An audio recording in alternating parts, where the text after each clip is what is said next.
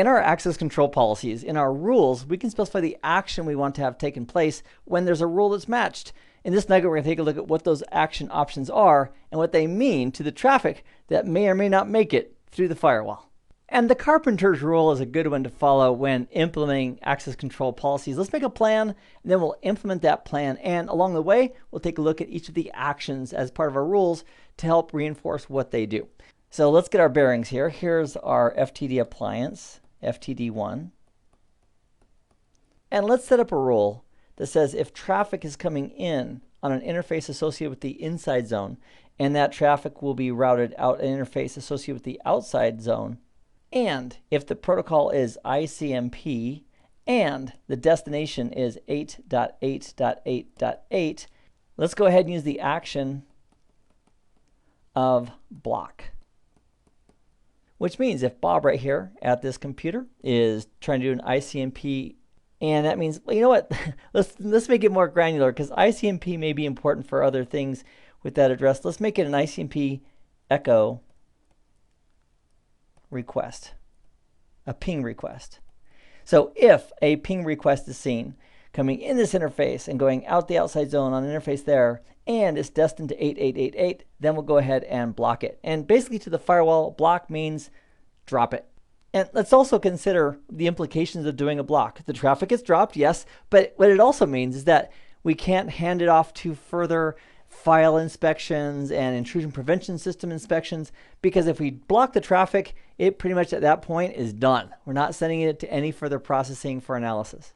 So that would be one negative of doing a block, but the good news is it's enforcing our policy. It's stopping the traffic from making it any further if it matches that. So if this is the first entry in our access control policy and traffic is something other than this, maybe it's Bob doing a ping request to cisco.com or some other IP address, not this one, that traffic that doesn't match this, it would go down looking further in the policy, and it would look for line 2 and 3 and 4 in that order. And if there's no matches, it would then take a look at the default action at the bottom of our policy and act on that.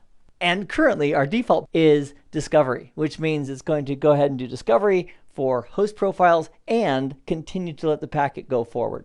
So with this policy in place, the only thing that should be dropped is ICMP echo requests going to that specific IP address. And when it comes to the actions, here are the 4 basic actions that we can specify in our access control policies. The first one is allow. And what that basically means is allow this traffic to continue and allow it to go on to further inspections.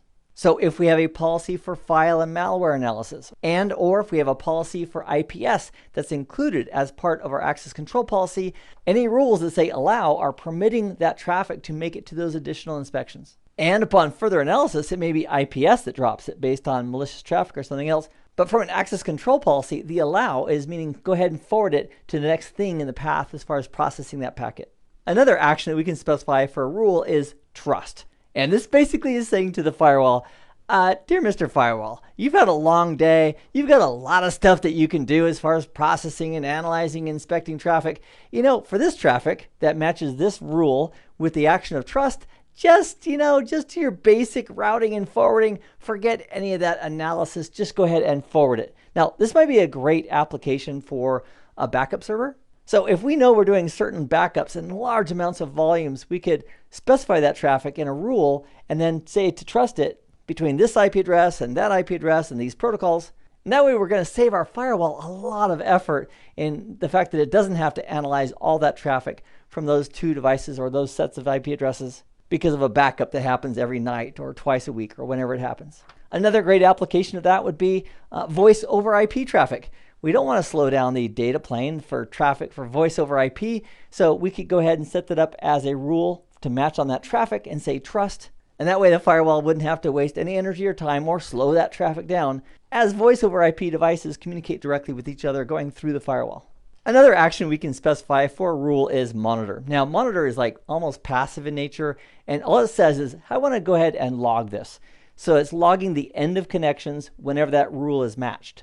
So this is above and beyond and separate from the fact that we can do logging on each and every rule. We can have a separate action of just monitor That will allow us to collect log information for anything that matches that rule. This is really handy in testing or troubleshooting if we want to get log information on certain types of traffic that may be causing a problem on our network, or we're not sure why it's not working. We can set up a rule that matches on that traffic and set an action of monitor to make sure we get the log messages regarding that traffic. And then the last one is block. And block has additional options as well. We can block with a reset. So if we have TCP traffic, it'll send a TCP reset. There's also options regarding block with or without a reset that include interactivity. So if a user is going to a website or trying to, and they get stopped, if we specify an interactive block, it'll give the user an opportunity to receive a custom web page from us that indicates, or from the firewall, I should say, that says, hey, we just killed your traffic and here's why. But at the end of the day, a block is a block. The customer's traffic is not going any further, which includes no further inspections on that traffic. In this nugget, we've taken a look at several of the actions that are available as part of the rules in an access control policy. And in the next video, we'll do a demonstration of implementing a policy to verify the response and the actions that we set in that policy. So I'll see you in that next nugget. Meanwhile, I hope this has been informative for you, and I'd like to thank you for viewing.